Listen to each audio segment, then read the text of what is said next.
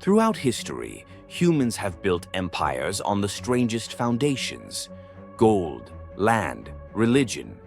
But the most powerful civilizations were built on liquids.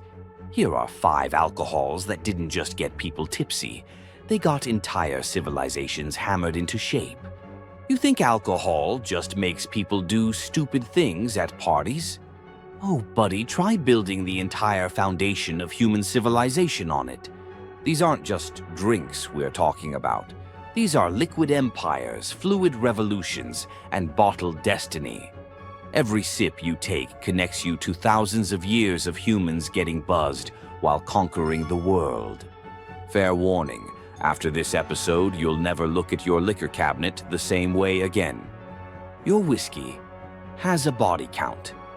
Let's start with beer, the drink that literally created civilization. No, seriously. Before beer, humans were wandering nomads who occasionally painted caves and probably smelled terrible. Then, around 10,000 years ago, some genius in Mesopotamia figured out that if you let grain ferment, it becomes a magical liquid that makes you feel good and doesn't kill you like river water usually does. But here's the trick. To make beer consistently, you need to stay in one place and grow grain constantly. Welcome to agriculture, folks. Beer didn't just accompany civilization, it demanded civilization. The Sumerians were so obsessed with beer they had a goddess for it, Ninkasi. They literally worshipped beer and wrote hymns about brewing techniques. These people had their priorities straight. Ancient Egyptians took it further. Literally everyone drank beer: men, women, children, even the dead. Egyptian tombs are packed with beer jars because apparently the afterlife was going to be one hell of a party. Beer created the first social hierarchies. The man who controlled the grain controlled the beer. The man who controlled the beer controlled everybody else. Suddenly, you've got kings, priests, and bureaucrats, all powered by fermented barley. The Egyptians paid workers building the pyramids in beer rations, 4 loaves of bread and 2 jugs of beer per day. These guys were constructing monuments to eternity while moderately buzzed. Today, beer is still everywhere. It's the 3rd most consumed beverage on Earth after water and tea. We've gone from using it to build pyramids to using it to survive family reunions. But the basic principle remains the same. Beer didn't just feed civilization, it fermented it into existence. Next up, wine. The elixir that convinced ancient Greeks they were philosophers and gave Romans the confidence to conquer the known world. The Greeks turned wine drinking into high art. They had symposiums, basically intellectual dinner parties where wasted philosophers solved the mysteries of the universe. Plato wrote his best work, Half in the Bag, which explains a lot about philosophy.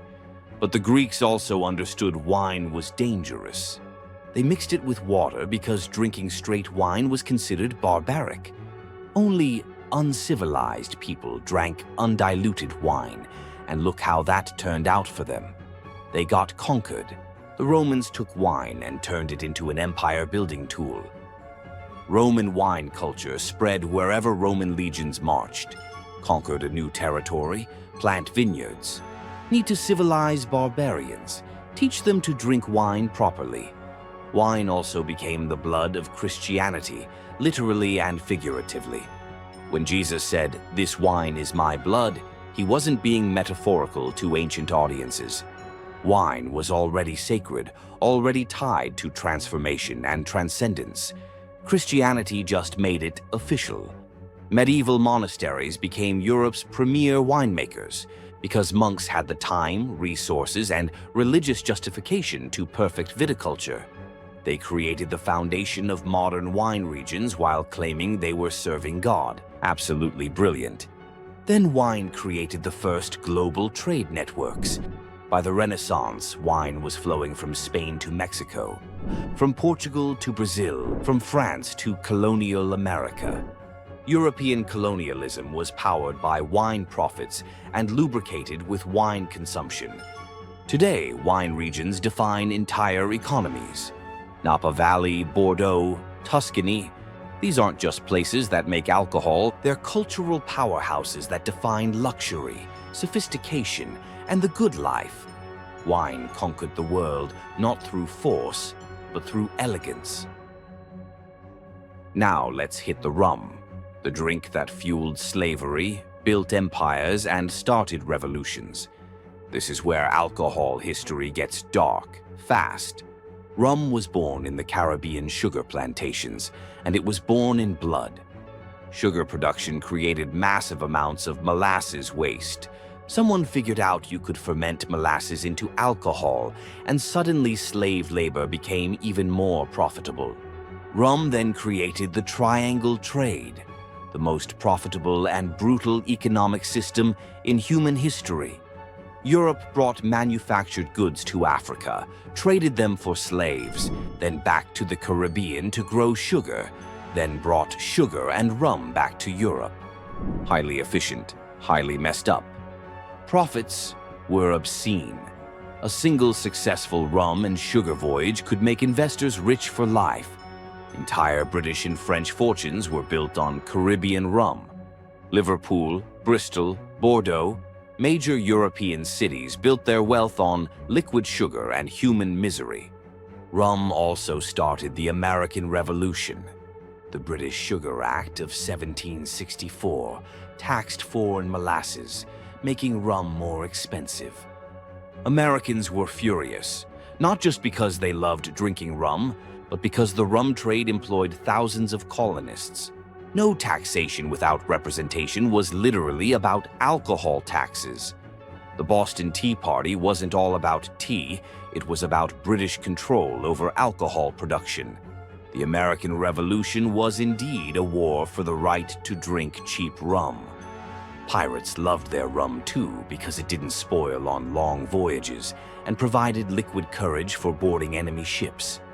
The whole pirate with a bottle of rum stereotype exists because rum was literally pirate fuel. So badass. Modern rum is still tied to its colonial past. Most premium rum comes from former slave colonies in the Caribbean. Every sip connects you to centuries of exploitation, resistance, and cultural fusion born from one of history's darkest chapters. Rum didn't just reshape civilization, it revealed civilization's capacity for both incredible cruelty and eventual redemption. Then, vodka, the drink that built the Russian Empire and then tried to destroy it. If you want to understand Russian history, you have to understand vodka. They're basically the same story. Medieval Russians discovered that if you distill grain alcohol enough times, you get a clear, nearly flavorless spirit that packs a serious punch. They called it little water, vodka, which is either adorable or terrifying depending on your perspective. Russian rulers quickly realized vodka was an absolute goldmine. Ivan the Terrible established state vodka monopolies in the 1500s. The government controlled production, set prices, and collected massive taxes. Vodka literally funded Russian expansion across Siberia and into Europe. But vodka also became Russia's curse. By the 1800s, the average Russian consumed more alcohol per capita than almost anyone else on Earth. Vodka wasn't just a drink, it was a coping mechanism for serfdom, poverty, and authoritarian rule. The Russian government found itself in a terrible bind. They needed vodka taxes to fund the military and bureaucracy, but vodka was destroying their health and productivity. Every ruble from vodka sales came at the cost of Russian human life. World War I broke this system. The Tsar banned alcohol sales in 1914 to keep soldiers and workers sober. Responsible move, right? Wrong. The ban eliminated 25% of government revenue during the most expensive war in Russian history. The vodka ban sparked the Russian Revolution. The government went bankrupt, couldn't supply the army, and lost legitimacy with both workers and soldiers who wanted their alcohol back. Lenin and the Bolsheviks promised many things, and cheap vodka was definitely one of them. Stalin brought back state vodka monopolies because even communist dictators need revenue. The Soviet Union funded industrialization through alcohol sales, creating a system where the government actually promoted alcoholism to pay for economic development. Modern Russia still struggles with the vodka. It remains culturally central but economically and socially destructive.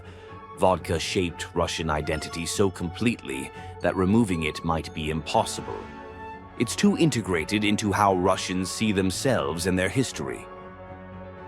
And finally, whiskey, the drink that tamed the American frontier and made rebellion profitable.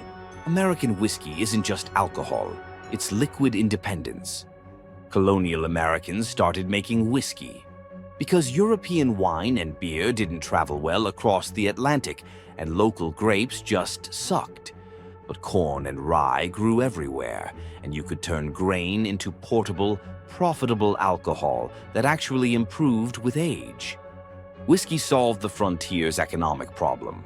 Farmers could transport grain much easier as alcohol than as raw crops. A horse could carry 4 bushels of grain or 24 bushels worth of whiskey. Simple math made whiskey the frontier's preferred currency. This created America's first major political crisis, the Whiskey Rebellion of 1794. The federal government taxed whiskey to pay Revolutionary War debts. Western farmers said absolutely not, because whiskey was literally their money. George Washington personally led federal troops to crush this rebellion, establishing that the federal government would collect taxes even if it meant shooting citizens. The Whiskey Rebellion decided whether America would be a loose confederation or a real nation. Whiskey moved west with American expansion. Every frontier town had a distillery because whiskey was medicine, currency, entertainment, and social lubricant, all in one beautiful brown bottle. Saloons weren't just bars, they were banks, meeting halls, and information exchanges. The temperance movement targeted whiskey because it recognized whiskey's central role in American culture. Prohibitionists didn't just want to ban drinking. They wanted to fundamentally change how Americans socialized, did business, and saw themselves. But prohibition failed partly because whiskey was too integrated into American identity. Bootlegging made whiskey more profitable and more rebellious. Americans associated whiskey with freedom, independence, and resistance to authority. Exactly the opposite of what Prohibition intended. Today, American whiskey is one of the most successful cultural exports. Bourbon and Tennessee whiskey represent American craftsmanship and independence to the world. It's turned frontier moonshine into a global luxury brand worth billions. Whiskey didn't just reshape American civilization, it distilled the American character into liquid form. So there you have it. 5 alcohols that didn't just get people lit, they got entire civilizations twisted into new shapes. Beer that fermented nomads into city builders. Wine that transformed barbarians into philosophers. Rum that revealed humanity's capacity for both cruelty and profit. Vodka that built an empire and nearly destroyed it. And whiskey that distilled rebellion into liquid courage. The next time someone tells you alcohol is just about getting drunk, remind them that every drink in your hand connects you to thousands of years of humans reshaping the world one sip at a time. This is Dine and Conquer. Like this video if you'll never look at your liquor cabinet as just storage again. Subscribe for more food and drink history that'll make your next happy hour existentially complicated. What should we conquer next? Let us know in the comments. Until next time, remember that civilization isn't just built on blood, sweat, and tears. Sometimes it's built on fermented grain and liquid courage. Cheers to that.